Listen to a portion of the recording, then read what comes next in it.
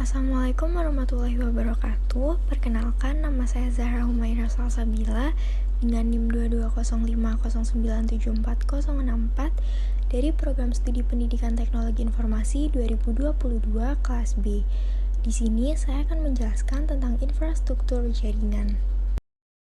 Jaringan komputer. Jaringan komputer merupakan sebuah sistem jaringan yang terdiri dari dua atau lebih komputer yang saling terhubung satu sama lain dan membentuk sebuah jaringan komputer melalui media transmisi atau media komunikasi, sehingga dapat berbagi informasi, data, aplikasi, maupun internet. Jaringan komputer dibagi menjadi dua. Yang pertama yaitu jaringan komputer terpusat yang terdiri atas server dan satu atau lebih komputer user. Semua pemrosesan data dilakukan oleh komputer yang ditempatkan dalam suatu lokasi untuk melayani user. Komputer server akan menyimpan data dan program aplikasi untuk pengolahan dan juga pemrosesan data. Sedangkan komputer terminal berfungsi sebagai perantara untuk mengakses komputer server. Yang kedua, ada jaringan komputer terdistribusi, yang merupakan jaringan komputer yang terdiri dari beberapa komputer server. Komputer server berfungsi sebagai pusat layanan dan program aplikasi yang disediakan untuk dapat diakses oleh komputer terminal atau workstation. Jaringan komputer ini dapat dibentuk dari beberapa jaringan berbasis induk atau terpusat. Jaringan komputer berdasarkan jangkauan geografis. Yang pertama, ada Personal Area Network yang merupakan jaringan komputer yang menghubungkan antara komputer atau perangkat lain dalam jarak dekat. Contohnya yaitu Bluetooth. Yang kedua, ada Local Area Network yang merupakan jaringan komputer yang hanya dapat mencakup wilayah kecil, seperti kantor ataupun sekolah. Contoh penerapannya yaitu pada lab komputer. Yang ketiga, ada Metropolitan Area Network yang merupakan jaringan komputer yang mencakup suatu area kota ataupun wilayah. Yang keempat, ada Wide Area Network yang merupakan jaringan berbasis luas yang mencakup daerah geografis luas yang telah mendunia. Jaringan komputer berdasarkan aksesnya dibagi menjadi dua. Yang pertama yaitu intranet. Intranet merupakan jaringan internal perusahaan yang dibangun menggunakan teknologi internet dan hanya dapat diakses oleh kalangan internal saja. Yang kedua yaitu internet, sistem komunikasi global yang menghubungkan komputer dan jaringan komputer di seluruh dunia sehingga dapat diakses oleh siapa saja dan bersifat publik. Selanjutnya ada jaringan komputer berdasarkan cara membangunnya. Yang pertama ada ad hoc. Ad hoc adalah mode jaringan yang sangat sederhana, karena pada ad hoc tidak memerlukan akses point host untuk dapat saling berinteraksi. Setiap host cukup memiliki transmitter dan juga receiver wireless untuk berkomunikasi secara langsung. Kekurangan pada mode ini adalah komputer tidak dapat berkomunikasi dengan komputer pada jaringan yang menggunakan kabel. Selanjutnya, ada mode infrastruktur. Jika komputer pada jaringan wireless ingin mengakses jaringan kabel atau berbagi sesuatu, maka jaringan wireless tersebut harus menggunakan mode infrastruktur. Pada mode infrastruktur, akses point berfungsi untuk melayani komunikasi utama pada jaringan wireless. Kekurangan mode ini, semakin banyak perangkat yang terhubung ke akses point, semakin terbagi juga kapasitas bandwidth yang tersedia untuk setiap perangkat. Hal ini dapat mengakibatkan kinerja jaringan yang lambat atau terhambat ketika banyak perangkat aktif secara bersamaan. Topologi jaringan adalah struktur atau pola koneksi antar perangkat dalam jaringan komputer. Beberapa topologi yang umum digunakan yaitu yang pertama, ada topologi bus, yang kedua hierarchical topologi, ketiga ada topologi star, yang keempat ada topologi ring, yang kelima ada topologi extended star, yang keenam ada topologi mesh.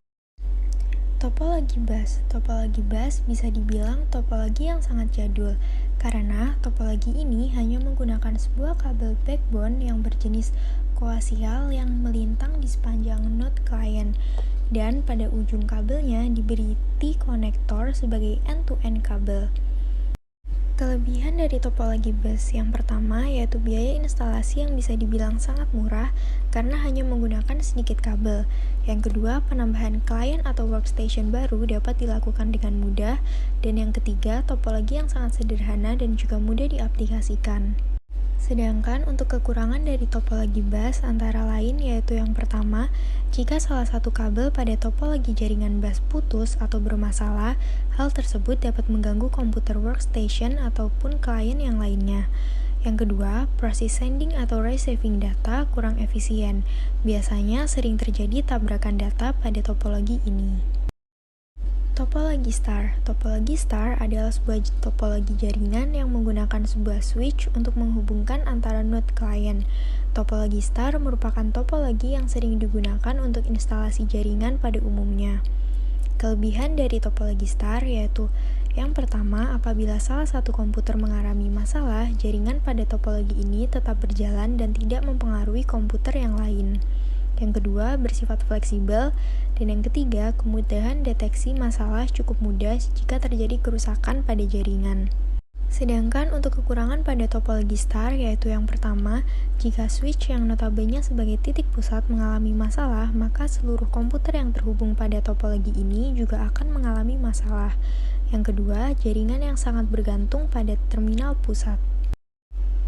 Topologi ring. Topologi ring merupakan topologi yang menghubungkan antara PC dengan PC yang lain tanpa menggunakan switch. Dalam proses instalasinya hanya menggunakan LAN card yang tersedia dalam PC.